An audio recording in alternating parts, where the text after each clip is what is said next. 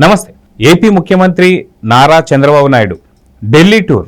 అయితే గతంలో వైఎస్ జగన్మోహన్ రెడ్డి కూడా ఢిల్లీ టూర్ మనం చూసాం. అయితే ఈ ఢిల్లీ టూర్కి ఆ ఢిల్లీ టూర్కి మధ్య వ్యత్యాసం ఏంటి? మనతో పాటు సీనియర్ జర్నలిస్ట్ సత్యమూర్తి గారు ఉన్నారు, వారిని అడిగి తెలుసుకుందాం. సార్ నమస్తే. నమస్కారం సార్, గత 5 ఏళ్లుగా 2019 నుంచి 24 వరకు ఢిల్లీ టూర్లు చాలా చూసాం. కానీ తొలిసారి ముఖ్యమంత్రి అయిన తర్వాత నారా చంద్రబాబు నాయుడు ఢిల్లీ టూర్ చేయబోతున్నారు. కానీ ఇప్పుడు చాలా క్రేజ్ అయితే ఏర్పడింది. ఏం మాట్లాడబోతున్నారు, ఏం చర్చించబోతున్నారని. అయితే గతంలో లాగా ఉండబోతుందంటారా? ఈసారి జరిగే ఢిల్లీ టూర్కి ఏం వ్యత్యాసం అంటే ఏం చెప్తారు? చంద్రబాబు నాయుడు మీద బాబాయ్ మర్డర్ కేసు లేదు, చంద్రబాబు నాయుడు మీద అక్రమాస్తుల కేసులు లేవు. అందువల్ల ఢిల్లీ వెళ్తే ఖచ్చితంగా రాష్ట్ర సమస్యల గురించే మాట్లాడాలి. చంద్రబాబు నాయుడికి వేరే ఆప్షన్ లేదు. ఇంకోటి ఏంటంటే, జగన్మోహన్ రెడ్డి భారతీయ జనతా పార్టీకి పార్ట్నర్ కాదు. ఈయన ఒక రాష్ట్ర ముఖ్యమంత్రి. భారతీయ జనతా పార్టీ కేంద్రంలో అప్పట్లో అధికారంలో ఉంది. ఈయన వెళ్ళి వాళ్ళని బతిలాడుకోవటం, మాట్లాడుకోవటం, ఇటువంటి రకాల ఈ తరహా ఢిల్లీ టూర్లు మనం చూసాం. ఇప్పుడు ప్రస్తుతం ఏంటి అంటే, ఎన్డీఏ కేంద్రంలో ఎన్డీఏ అధికారంలో ఉంది, రాష్ట్రంలో ఎన్డీఏ అధికారంలో ఉంది. ఎన్డీఏలో ప్రధాన భాగస్వామి రాష్ట్రం వరకు తెలుగుదేశం పార్టీ. ఇప్పుడు తెలుగుదేశం అధినేతగా, రాష్ట్ర ముఖ్యమంత్రిగా చంద్రబాబు నాయుడు ఢిల్లీ వెళ్ళినప్పుడు వాళ్ళకి తన ప్రయారిటీస్ ఏంటో చెప్పాలి, వాళ్ళ ప్రయారిటీస్ ఏంటో తెలుసుకోవాలి. తెలుసుకున్న తర్వాత ఇప్పుడు ఇక్కడ ఆంధ్రప్రదేశ్లో తన చంద్రబాబు నాయుడు ప్రయారిటీలు ఏంటో ఈ పాటికే అందరికీ అర్థమైంది. ఆయన ప్రయారిటీ పోలవరం ప్రాజెక్టు, ఆయన ప్రయారిటీ అమరావతి రాజధాని నిర్మాణం. ఈ రెండు టాప్ ప్రయారిటీలుగా ఉన్నాయి. సో ఈ రెండిటితో పాటు ఇంకా చాలా ప్రయారిటీస్ ఉన్నాయి. ఈ తరహాలో మొత్తం అంటే ముందరికి ఎట్లా పోవాలి, ముందడుగు ఎట్లా వేయాలి. రాష్ట్ర ఖజానా చూస్తే అది మొత్తం జగన్మోహన్ రెడ్డి నాకే వదిలిపెట్టేశాడు. ఏమీ లేదు, చిల్లిగవ్వ లేదు అక్కడ. ఏ రోజు కలెక్షన్స్ మీద ఆ రోజు బతకాల్సిన పరిస్థితి. ఏమన్నా చెయ్యాలి అంటే అప్పు తీసుకురావాల్సిన పరిస్థితి. అప్పు తీసుకొస్తే వైసీపీ సోషల్ మీడియాలో మొత్తం మురుగుతూ ఉంటారు. చంద్రబాబు నాయుడు అప్పులు మొదలుపెట్టాడు, చంద్రబాబు నాయుడు అప్పులు మొదలుపెట్టాడు అని వీళ్ళు మొదలుపెట్టారు. వీళ్ళు 13 లక్షల కోట్ల రూపాయల అప్పు చేస్తే దిక్కు దివాణం లేదు. చంద్రబాబు నాయుడు 2000 కోట్లు తీసుకొచ్చాట, అప్పు తీసుకొచ్చాట, అప్పుడే మొదలుపెట్టారు. అంటే వీటికి భయపడి చంద్రబాబు నాయుడు ఏమి తను అనుకున్నది చేయకుండా ఆపడం, అది వేరే విషయం. కానీ ఇప్పుడు ఈ జంక్చర్లో ఏంటి అంటే, కేంద్ర బడ్జెట్లో కొన్ని ప్రతిపాదనలు చేసుకోవాలి. అంటే ఏ విధంగా ఉండాలి, రాష్ట్రానికి సంబంధించిన అంశాల్లో కేంద్రం ఏ విధంగా ముందరికి. ఉదాహరణకి పోలవరం ప్రాజెక్టుకి కొంచెం కొంచెం ఎక్కువ నిధులు పెట్టండి, మేము ప్రాజెక్టు తొందరగా పూర్తి చేసుకోవాలి అని అడగటం. లేదు, అమరావతి రాజధానికి సంబంధించి మీ దగ్గర నుంచి ఈ సహాయం చేస్తే సరిపోతుంది అంటాం. అమరావతి రాజధానికి రింగ్ రోడ్డు, దానికి కొంత కేంద్రం సహాయం చేయాలి. ఇదే కాకుండా అమరావతి చుట్టుపక్కల ప్రాంతాల్లో, అమరావతితో సహా అక్కడ ఉన్న గ్రామాలకి లింక్ రైల్వే లైన్ల ప్రాజెక్ట్ ఒకటి ఉంది, దానికి కొంచెం ప్రయారిటీ ఇవ్వండి అని అడగటం. నేషనల్ హైవేస్ కొన్ని ఉన్నాయి, అంటే అమరావతి మీదుగా వెళ్ళేవి, అమరావతిని టచ్ చేస్తూ వెళ్ళేవి, అమరావతికి లింక్ అయ్యేవి. ఈ విధంగా రోడ్లు, నేషనల్ హైవేస్ ఉన్నాయి, వాటిని టాప్ ప్రయారిటీలో తీసుకోండి అని అడగటం. ఇటువంటివి కొన్ని అతి ముఖ్యమైన, రాష్ట్రానికి సంబంధించిన అతి ముఖ్యమైన పనులు కొన్ని ఉన్నాయి. కేంద్ర సహకారంతో చేసే కొన్ని అభివృద్ధి కార్యక్రమాలు ఉన్నాయి. వీటన్నిటినీ కూడా గుర్తు చేయాల్సిన అవసరం ఉంది. రాష్ట్ర ముఖ్యమంత్రి కాకపోతే ఇంకెవరు గుర్తు చేస్తారు? జగన్మోహన్ రెడ్డికి అయితే ఇవన్నీ ప్రయారిటీస్ కాదు. ఆయన ప్రయారిటీ అంతా ఆయన ఎన్ఫోర్స్మెంట్ డైరెక్టరేట్ అటాచ్ చేసిన ఆస్తుల గురించి, ఆయన ప్రయారిటీ అంతా బాబాయ్ మర్డర్ చేసిన వాళ్ళని కాపాడుకోవటం, అవి top most priority for Jaganmohan Reddy. ఇప్పుడు ఆ శకం ఎండ్ అయిపోయింది. ఇప్పుడు మళ్ళీ చంద్రబాబు నాయుడు శకం ప్రారంభమైంది. ఈ చంద్రబాబు నాయుడు హయాంలో ఎట్లా డెవలప్ కావాలి, అమరావతి ఎట్లా డెవలప్ కావాలి, పోలవరం ఎట్లా పూర్తి కావాలి, మిగిలిన రైల్వే ప్రాజెక్టులు కానీ, రోడ్డు ప్రాజెక్టులు కానీ, టూరిజం ప్రాజెక్ట్స్ కానీ, ఈ తరహా వీటన్నిటి అభివృద్ధికి సంబంధించిన ఈ అంశాలని కేంద్రంతో చర్చించాలి.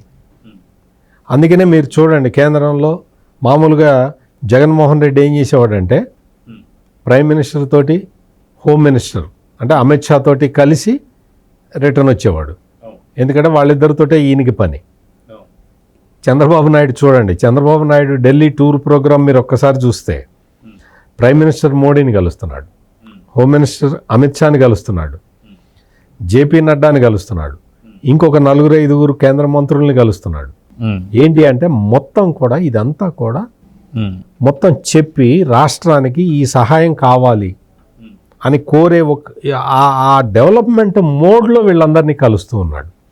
అంటే ఇవన్నీ మనమే కాదు, రాష్ట్ర ప్రజలు మొత్తం కూడా జగన్ ఢిల్లీ టూరు, చంద్రబాబు ఢిల్లీ టూర్ని ఒక్కసారి బేరీజ్ వేసుకోవాల్సిన పరిస్థితి ఉంది. చంద్రబాబు నాయుడు ఈ బడ్జెట్ ప్రిపరేషన్స్ ఇక్కడ ఇవన్నీ జరుగుతున్న రాష్ట్ర ఆర్థిక మంత్రి పయ్యావుల కేశవ్ డిపార్ట్మెంట్లో వాళ్ళతోటి అందరితోటి మాట్లాడుతూనే ఉన్నాడు. అంత చక్కగా ఎట్లా చేయాలి ఏంటి అనేది. పెండింగ్ బిల్స్ ఎంత ఉన్నాయో చెప్పండి అని ఆర్థిక మంత్రి అడిగితే ఆ వివరాలు పంపించట్లేదు ఈ చాలా డిపార్ట్మెంట్లు.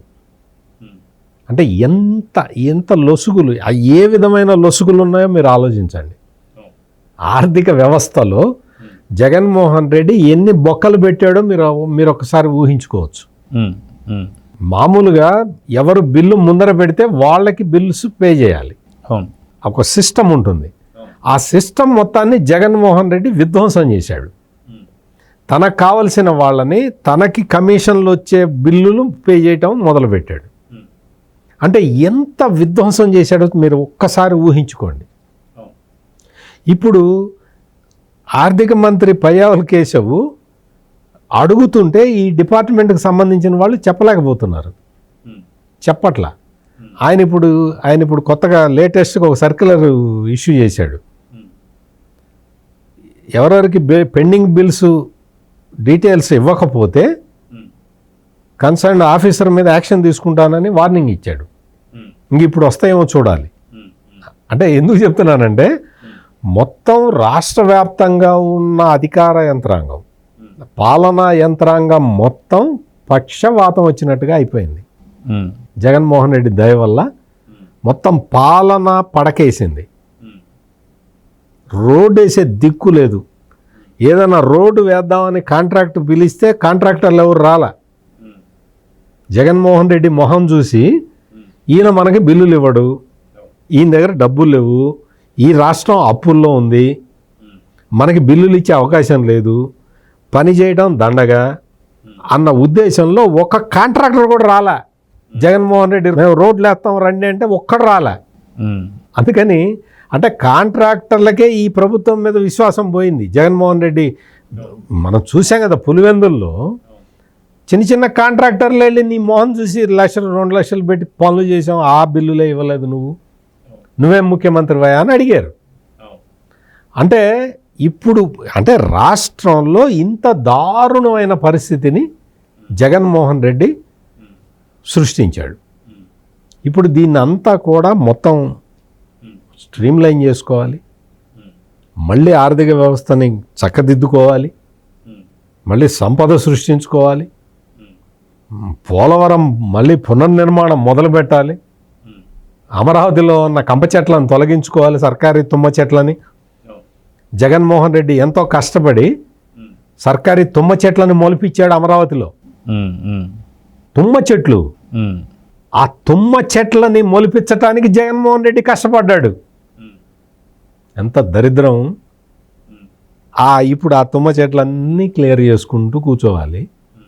అవన్నీ ఎట్టి పరిస్థితుల్లో చంద్రబాబు నాయుడు రాష్ట్రాన్ని డెవలప్ చేయటానికే ప్రయత్నం చేస్తున్నాడు. మనం చూసాం చంద్రబాబు నాయుడు 2014 నుంచి 2019 వరకు ఇసుకని ఫ్రీగా ఇవ్వటం అనేది పెద్ద కుంభకోణం అంట. అంటే ప్రజలకి ఫ్రీగా ఇసుక ఇవ్వటం వల్ల రాష్ట్ర ప్రభుత్వానికి ఇంత నష్టం జరిగిందని కేసు పెట్టాడు జగన్మోహన్ రెడ్డి.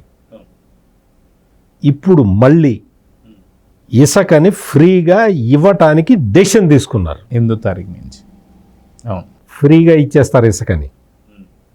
ట్రాన్స్పోర్ట్ ఖర్చులు పెట్టుకుంటే ఇసుక మీ ఎక్కడికి కావాలంటే అక్కడికి వచ్చేస్తుంది. అయితే ఈరోజు పొద్దున్న చూస్తే ఏదైతే అమరావతిపై ఒక శ్వేతపత్రం అయితే రిలీజ్ చేశారు.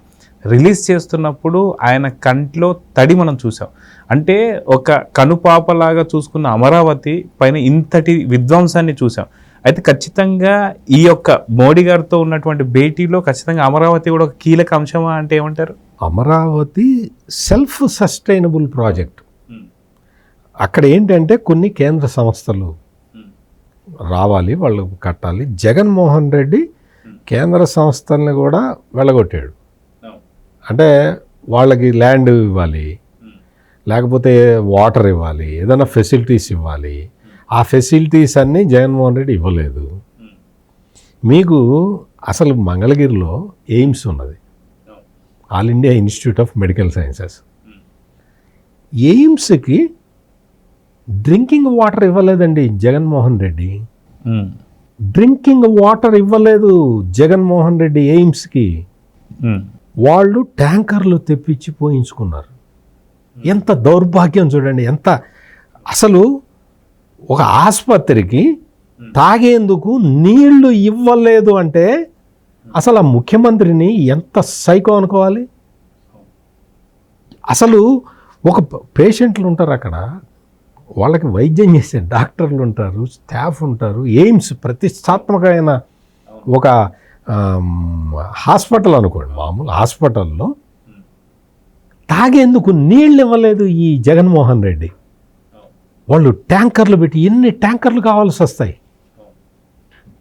ఆయన వచ్చి మొన్న డైరెక్టర్, ఎయిమ్స్ డైరెక్టర్ వచ్చి ముఖ్యమంత్రి చంద్రబాబు దగ్గరికి వచ్చి, అయ్యా మాకు నీళ్లు కూడా ఇవ్వలేదంటే, వెంటనే నేను మీకు సపరేట్గా పైప్ లైన్ వేసి మీకు నీళ్ళు ఇచ్చేస్తాను, మీరేం వరీగా మాకండి, మీకు ఇంకా ట్యాంకర్లతోటి నీళ్లు తెచ్చుకునే భారాన్ని మీకు తప్పిస్తాను, మీకు నీళ్ళు ఇవ్వడం నా బాధ్యత అని చెప్పాడు.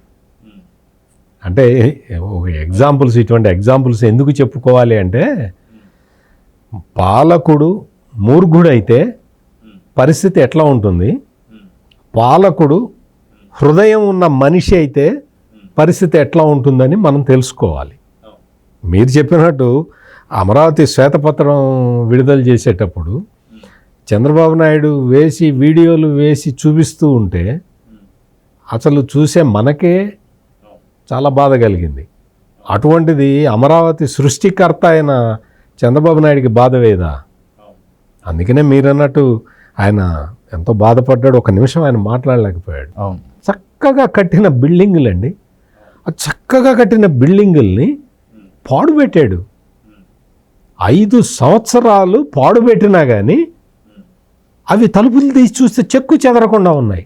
అంత పటిష్టంగా కట్టిన భవనాల్ని అసలు అట్లా ఎట్లా వదిలేయబుద్ధి అయింది? పేరు చంద్రబాబు నాయుడికి వస్తుందేమో అని ఒక కుళ్ళుతోటి, ఒక కుట్రబన్ని అమరావతిని సర్వనాశనం చేసిన వ్యక్తిని ఇంకా మరి మనం ఏమనాలో చూడాలి. ఇప్పుడు ఏంటి అంటే, ఇప్పుడు అమరావతిలో కేంద్రం స్థాపించాల్సిన కొన్ని సంస్థలు ఉన్నాయి. అవి వాటి కోసం కూడా చంద్రబాబు అడగచ్చు. అవి వచ్చేస్తే ఏంటంటే ఆటోమేటిక్గా డెవలప్ అవుతుంది అమరావతి. ఆ సంస్థలు వచ్చి అక్కడ కార్యకలాపాలు మొదలు పెడితే ఆటోమేటిక్గా అక్కడ యాక్టివిటీ స్టార్ట్ అవుతుంది. సో అందువల్ల అమరావతికి కేంద్ర ప్రభుత్వం నుంచి మామూలుగా వెంకయ్యనాయుడు మంత్రిగా ఉన్నప్పుడు, పట్టణాభివృద్ధి శాఖ మంత్రిగా ఉన్నప్పుడు స్మార్ట్ సిటీ ప్రోగ్రాంలో అమరావతిని కూడా ఇంక్లూడ్ చేశారు. చేసి చాలా ఫండ్స్ వచ్చినాయి. ఆ తరహా అరేంజ్మెంట్ మళ్ళీ చేసుకోగలిగితే చాలా విపరీతంగా ఫండ్స్ వస్తాయి. నరేంద్ర మోడీ కూడా ఎక్కడ ఏ రాష్ట్రంలో మనకి, అంటే రాష్ట్ర ఆదాయం పెరగడం అంటే దేశ ఆదాయం పెరగటమే కదా, నేషనల్ దీనికి కంట్రిబ్యూట్ చేయటమే కదా. గ్రోత్కి కాంట్రిబ్యూట్ చేయటం, అట్లా నేను చేస్తాను అని ముందరకు వచ్చే ముఖ్యమంత్రులని ఆయన ఖచ్చితంగా ఎంకరేజ్ చేస్తాడు, అందులో డౌటే లేదు. సో ఇప్పుడు కేంద్ర బడ్జెట్లో కూడా రాష్ట్రానికి సంబంధించిన ప్రాజెక్టులని పెట్టించుకోవటానికి, అంటే కేంద్రంలో కూడా కొన్ని ఆర్థిక పరిమితులు ఉంటాయి, వాళ్ళు కూడా ఒకే రాష్ట్రానికి అన్నీ ఇవ్వలేరు, దశల వారీగా ఇవ్వచ్చు. కాకపోతే ఏంటంటే అడగటం మన ధర్మం కాబట్టి చంద్రబాబు నాయుడు ఢిల్లీ వెళ్ళి వీటన్నిటి మీద డిస్కస్ చేసి మా రాష్ట్రానికి ఇది కావాలి అని ఆయన అడగబోతున్నారు, అడుగుతారు. వాళ్ళు కూడా మెయిన్ స్లోగన్, బీజేపీ స్లోగన్ ఇది కదా, డబుల్ ఇంజిన్ సర్కార్ అనేది మెయిన్ స్లోగన్ కదా. అంటే కేంద్రంలో రాష్ట్రంలో ఒకే ప్రభుత్వం ఉంటే డబుల్ ఇంజన్ పరిగెత్తినట్టు, రైలు పరిగెత్తినట్టు పరిగెత్తుతుందని కదా వాళ్ళ కాన్సెప్ట్ కూడా. అదే ఉంది కాబట్టి, ఆ వాతావరణమే ఇక్కడ ఉంది కాబట్టి చంద్రబాబు నాయుడు ఢిల్లీ టూర్ అంటే ఇది ఒక్కటే కాదు, మళ్ళీ వెళ్తాడు ఆయన. తాను సాధించే వరకు ఆయన నిద్రపోడు. ఆయనకేం వ్యక్తిగతంగా ఈ మర్డర్ కేసులు, అక్రమాస్తుల కేసులు లేవు కాబట్టి ఆయన చాలా స్పష్టంగా రాష్ట్ర ప్రయోజనాల గురించే ఆయన ఢిల్లీ పర్యటన అయితే ఉంటుంది. సో చూద్దాం సార్, ఖచ్చితంగా రాష్ట్ర అభివృద్ధి ఈ 5 సంవత్సరాల్లో 10 ఏళ్ళ అభివృద్ధి కనిపించాలని చెప్పి దానికి డబుల్ ఇంజన్ సర్కార్ మీరు చెప్పినట్టుగా అక్కడ మోడీ గారి దగ్గర నుంచి కూడా సరైన సహకారం అందాలని అయితే కోరుకుందాం. నమస్తే. నమస్కారం.